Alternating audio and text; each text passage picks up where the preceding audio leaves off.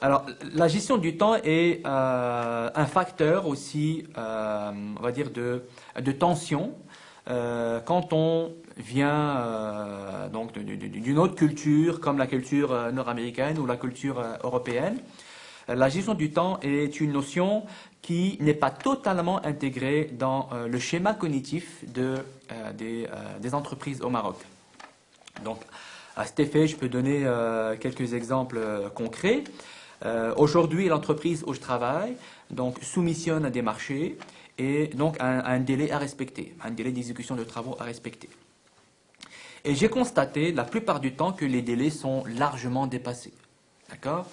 Alors, moi, quand je suis arrivé donc, la première fois, regardant un petit peu l'historique de l'entreprise, je me suis posé la question, tout à fait normalement, mais comment se fait-il qu'aujourd'hui, les entreprises, ou mon entreprise dans laquelle je travaille, n'est pas capable de respecter les délais? Et la réponse, en fait, elle est venue, je dirais, petit à petit, en fait.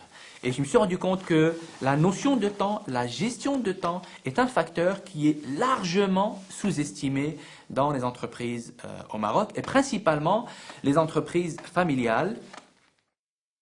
On avait un projet donc de livrer une certaine quantité de marchandises à un client, et il se trouve que ce client, c'est une multinationale. D'accord?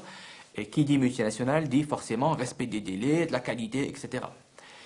Et les employés n'étant pas habitués à travailler sous pression, et ça c'est aussi un autre facteur qui joue énormément en défaveur des entreprises marocaines, c'est que la plupart des clients au Maroc sont des entreprises marocaines, d'accord?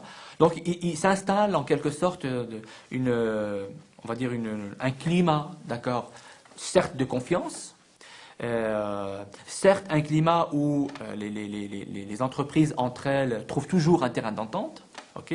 Donc je ne vais pas livrer la marchandise au moment voulu, c'est pas grave, ça peut attendre quelques jours de plus, il n'y a pas de problème, mes clients peuvent attendre. Et donc c'est une chaîne en fait successive comme ça de retard.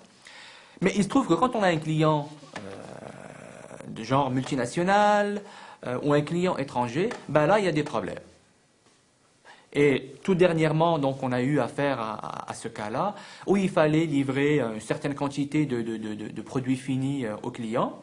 Et donc, les délais, tout naturellement, et ben ça c'est aussi un facteur, enfin c'est aussi un élément qui pour nous est totalement inadmissible. C'est quelque chose qui à la limite fait souffrir parce qu'on a envie de garder un bon client, surtout un client bon payeur, on a envie de faire du bon travail, on a été formé pour ça. Puis là, tu viens, tu atterris dans un projet où il faut livrer le client rapidement. Puis non, tout naturellement, sans stress, sans aucun impact, on ne livre pas le client à temps. Et c'est très, très, très, très courant au Maroc. Extrêmement courant. Et bon, malheureusement, ça a des impacts négatifs au point de vue, je dirais, macroéconomique. D'accord? Mais au point de vue microéconomique, ce sont des pratiques qui existent et auxquelles il faut tenir compte. On n'a pas le choix. Il faut tenir compte. Alors, la même chose, donc il m'a fallu une certaine période d'adaptation pour, je dirais, changer un petit peu mon schéma cognitif. D'accord? Et m'adapter, donc il a fallu vraiment que je m'adapte à ce niveau type de management. Parce que c'est vraiment un management très différent de ce qu'on trouve dans les entreprises canadiennes, américaines ou européennes. Il faut, je dirais, constamment être derrière l'employé pour s'assurer que le travail est fait, pour s'assurer du respect des délais, malgré qu'on dit qu'il y a une autonomie, c'est sûr qu'il y a une autonomie, sauf que c'est une autonomie assistée.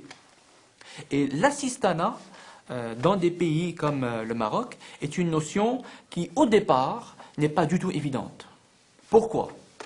Parce que quand vous arrivez au Maroc, la première fois, vous atterrissez dans une entreprise, vous donnez vos directives, vous mettez en place un plan de production ou un plan d'affaires, puis tout le monde vous dit oui. Oui, on va faire, oui, on va faire, oui, on va faire. Sauf que le oui, ça veut dire non. Et c'est là où plusieurs personnes qui interviennent comme je fais aujourd'hui ont beaucoup de difficultés à gérer leur département. Et parfois, il y en a souvent qui quittent parce qu'ils ne comprennent pas que un employé marocain aujourd'hui, c'est vrai qu'il y a une certaine autonomie, mais c'est une autonomie assistée. Donc c'est un assistanat permanent, permanent, permanent qui, si on laisse aller les choses toutes seules, elles n'avancent pas. C'est clair. Elles avanceront jamais en fait.